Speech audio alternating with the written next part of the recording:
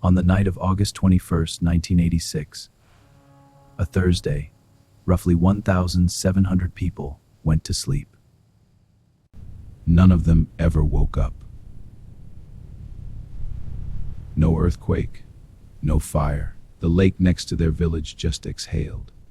Tucked inside the volcanic highlands of northwest Cameroon was a crater lake called Nyos.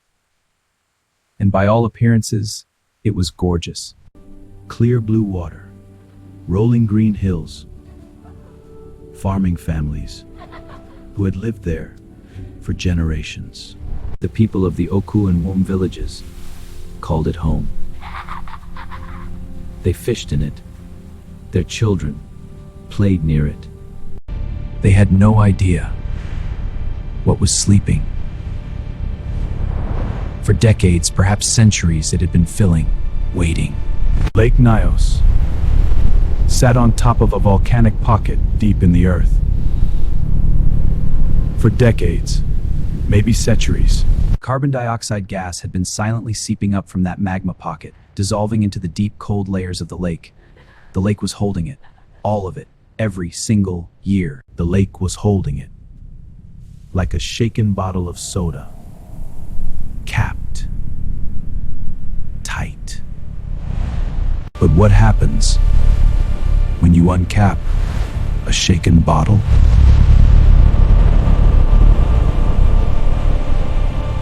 At approximately 9:30 on the night of August 21st, scientists still debate exactly what disturbed the deep layers. Maybe a rock slide. Maybe a small tremor. Maybe the lake just couldn't hold it anymore. In an instant, the lake overturned.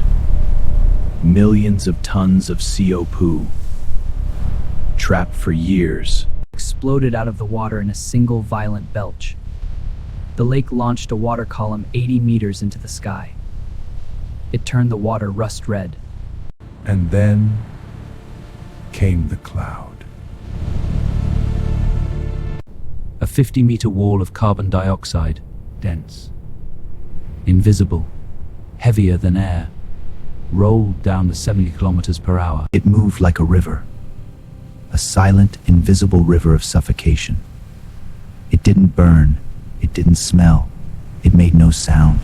Just replaced the oxygen in the air as it poured through doorways, through windows, into every home. The people of Nyos didn't scream. They didn't run.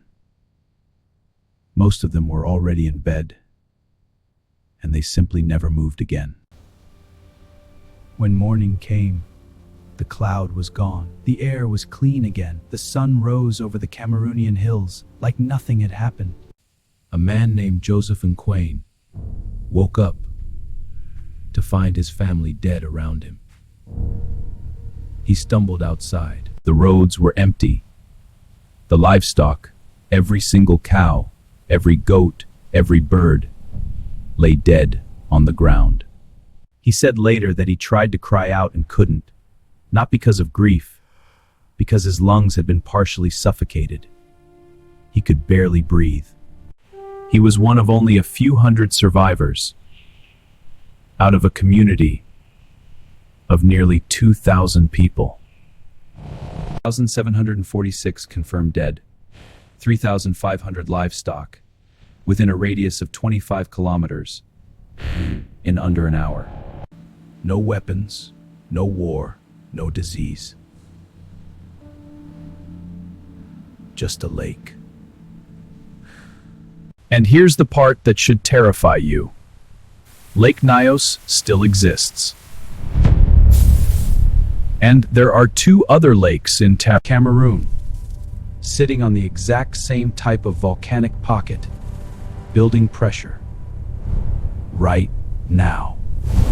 Scientists eventually installed a pipe into Lake Nyos, a controlled degassing system that slowly bleeds the COP out before pressure can build again. It works, for now. But the dam holding the lake, built in 1986, the same year as the disaster, is crumbling. If it breaks, a flood wave would tear through downstream villages. And if that wave disturbs the lakebed, the degassing pipe means nothing. Some scientists have been raising the alarm for 20 years.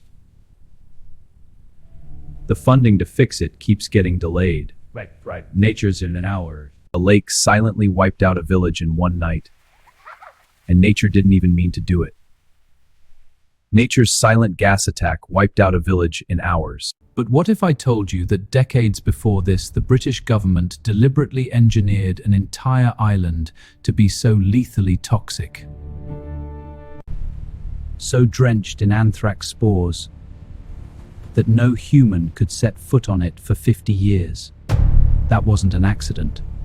That was Churchill's order. And what they did there, and why they did it, is one of the most disturbing decisions ever made in the name of national defense.